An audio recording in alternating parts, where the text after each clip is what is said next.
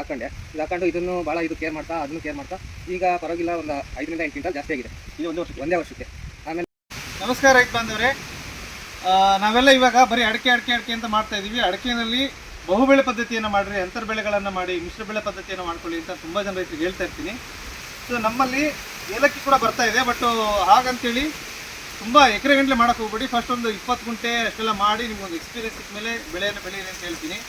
ಇಲ್ಲಿ ನಮ್ಮ ಲಿಂಗಾಪುರದಲ್ಲಿ ನಮ್ಮ ಗಿರೀಶ್ ಅವರು ಯುವ ರೈತರು ತುಂಬ ಚೆನ್ನಾಗಿ ಈ ಒಂದು ತೋಟವನ್ನು ಮಾಡಿದ್ದಾರೆ. ಹಿಂದೆ ವಿಸಿಟ್ ಮಾಡಿದ್ದೆ. ನಮ್ಮ ಏಲಕ್ಕಿನಲ್ಲಿ ಬ್ಲೈಟ್ ಸಿಂಪ್ಟಮ್ಸ್ ಇತ್ತು, ಅಂದರೆ ಈ ಎಲೆ ಮೇಲೆ ಅಂಗಮಾರಿ ರೋಗ ಇತ್ತು, ಜೊತೆಗೆ ಈ ಕಾಂಡ ಕೊರಕ ರೋಗ ಅಂತ ಬರುತ್ತೆ, ಇಲ್ಲಿ ಕೀಟ ಬರುತ್ತೆ. ಅವೆರಡು ಸಮಸ್ಯೆಗಳಿತ್ತು. ಅದು ಇವಾಗ ನಿವಾರಣೆಯಾಗಿ ತುಂಬ ಆರೋಗ್ಯವಾಗಿದೆ ತೋಟ. ಬಹುಬೆಳೆ ಪದ್ಧತಿಯಿಂದ ಆಗ್ತಕ್ಕಂಥ ಲಾಭದ ಬಗ್ಗೆ ನಾನು ಇಲ್ಲಿ ಮಾತಾಡಕ್ಕೆ ಬಂದಿದ್ದೀನಿ ನೋಡಿ. ಆ್ಯಕ್ಚುಲಿ ಅವ್ರ ಬಾಯಿಂದನೇ ಕೇಳಿ, ಇದು 2.5 ಎಕರೆ ಜಮೀನಿದು. ಮೊದಲೆಲ್ಲ ಅವ್ರಿಗೆ 10ರಿಂದ 10 ಕ್ವಿಂಟಲ್ ಬರುತ್ತೆ ಅಥವಾ 12 ಕ್ವಿಂಟಲ್ ಬರುತ್ತೆ ಅಂದರೆ ತುಂಬ ದೊಡ್ಡದಂತೆ. ಒಣ ಅಡಿಕೆ 10ರಿಂದ 12 ಕ್ವಿಂಟಲ್ ಬಂದುಬಿಟ್ರೆ ತುಂಬ ದೊಡ್ಡದು ಅಂತ ಹೇಳೋರಂತೆ. ಈ ವರ್ಷ ಅವರಿಗೆ ಇಳುವರಿಯಲ್ಲಿ ಎಷ್ಟು ವ್ಯತ್ಯಾಸ ಆಗಿದೆ, ಒಂದು ಅಂತರ್ಬೆಳೆ ಹಾಕಿದ ಮೇಲೆ.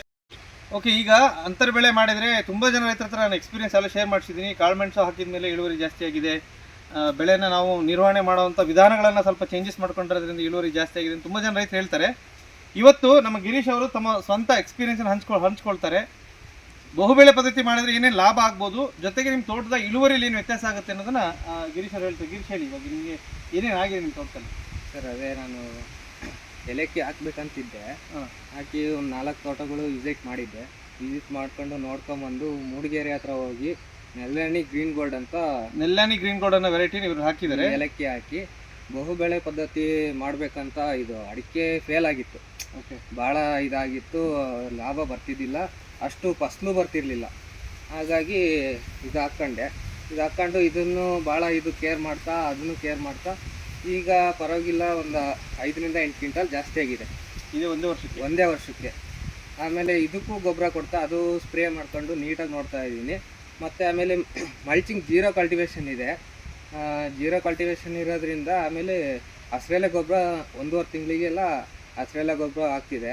ಬ್ರಷ್ ಕಟರಿಂದ ಹೊಡೆದು ಇದು ಮಾಡ್ತಿರೋದು. ಹಾಗಾಗಿ ಚೆನ್ನಾಗಿ ಇಂಪ್ರೂವ್ಮೆಂಟ್ ಆಗಿದೆ. ಬಹುಬೆಳೆ ಪದ್ಧತಿ ಮಾಡಿದರೆ ಅನುಕೂಲ ಎಲ್ಲರೂ. ಓಕೆ, ಈಗ ಇವ್ರು ಏನಂದರೆ ಜೀರೋ ಕಲ್ಟಿವೇಷನ್ ಪ್ರಮೋಟ್ ಮಾಡ್ತಾ ಇಲ್ಲ ಇಲ್ಲಿ. ಅವ್ರ ಅರ್ಥ ಏನು ಅಂತ ಹೇಳಿದರೆ, ಬಂದಿರತಕ್ಕಂಥ ಕಳೆನ ಪದೇ ವಾಪಸ್ ಭೂಮಿ ಹೊಡಿತಾ ಇದ್ದಾರೆ ಅಂತ ಹೇಳ್ತಾರೆ. ಸೊ ಅದರಿಂದ ಅವರಿಗೆ ಗೊಬ್ಬರ ಸಿಗ್ತಾ ಇದೆ. ಪ್ಲಸ್ ಜೊತೆಗೆ ಏಲಕ್ಕಿ ಹಾಕಿರೋದ್ರಿಂದ ತೋಟಕ್ಕೆ ಪದೇ ಬರ್ತಾ ಇದ್ದಾರೆ, ಚೆನ್ನಾಗಿ ನೋಡ್ಕೊತಾ ಇದ್ದಾರೆ. ಅಡಿಕೆ ಗಿಡನೂ ಚೆನ್ನಾಗಿ ಕಾಪಾಡ್ಕೊಳ್ತಾ ಇದ್ದಾರೆ, ಏಲಕ್ಕಿ ಗಿಡನೂ ಚೆನ್ನಾಗಿ ಕಾಪಾಡ್ಕೊಳ್ತಾ ಇದ್ದಾರೆ. ಜೊತೆಗೆ ಗೊಬ್ಬರ ನಿರ್ವಹಣೆ ಏನಿದೆಯಲ್ಲ, ನಮ್ಮದೇನು ವರ್ಷದಲ್ಲಿ 2 ಸಾರಿ ನಾವೇನು ಗೊಬ್ಬರ ಕೊಡಬೇಕು, ಏಲಕ್ಕಿಗೂ ಕೊಡ್ತಾ ಇದ್ದಾರೆ, ಪ್ಲಸ್ ಅಡಿಕೆಗೂ ಕೊಡ್ತಾ ಇದ್ದಾರೆ. ಸೊ ಡಬಲ್ ಡೋಸ್ ಬರ್ತಾ ಇದೆ. ಸೊ ಹಾಗಾಗೂ ಕೂಡ ಅವ್ರ ಇಳುವರಿಯಲ್ಲಿ ವ್ಯತ್ಯಾಸ ಆಗಿರ್ಬೋದು. ಜೊತೆಗೆ ಒಂದು ಮೈಕ್ರೋ ಕ್ಲೈಮೇಟ್ ಅಂತ ನಾವು ಹೇಳ್ತೀವಿ, ಅಂದರೆ ಈ ಒಂದು ವಾತಾವರಣ, ಒಂದು ಸೂಕ್ಷ್ಮ ವಾತಾವರಣ ಇಲ್ಲಿ ಕ್ರಿಯೇಟ್ ಆಗಿರುತ್ತೆ. ಸೊ ಎಲ್ಲ ಒಂದಕ್ಕೊಂದು ಒಂದು ಸಮನ್ವಯ ರೀತಿಯಲ್ಲಿ ಅಡಿಕೆ ಗಿಡ ಮತ್ತು ಏಲಕ್ಕಿ ಎರಡೂ ಚೆನ್ನಾಗಿ ನೀವು ತೋಟ ಅಬ್ಸರ್ವ್ ಮಾಡ್ಬೋದು. ಆ್ಯಕ್ಚುಲಿ ತುಂಬ ಆರೋಗ್ಯವಾಗಿದೆ ತೋಟ. ಏಲಕ್ಕಿ ಗಿಡಗಳು ಬರ್ತೀನಿ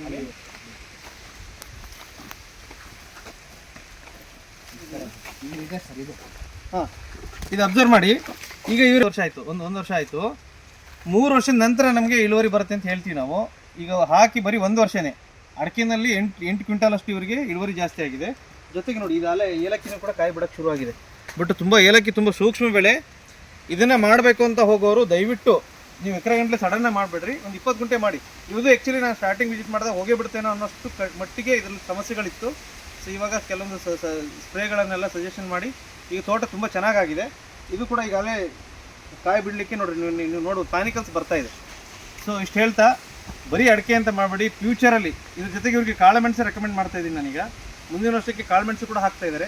ಸೊ ಇನ್ನೂ ತೋಟ ಬ್ಯೂಟಿಫುಲ್ ಆಗುತ್ತೆ. ಇದನ್ನು ನೋಡಿಕೊಂಡು 4 ಜನ ನೀವು ಫಾಲೋ ಮಾಡಿ ಅಂತ ಹೇಳ್ತಾ ನಾನು ಮಾತು ಮುಗಿಸ್ತಾ ಇದ್ದೀನಿ. Thank you.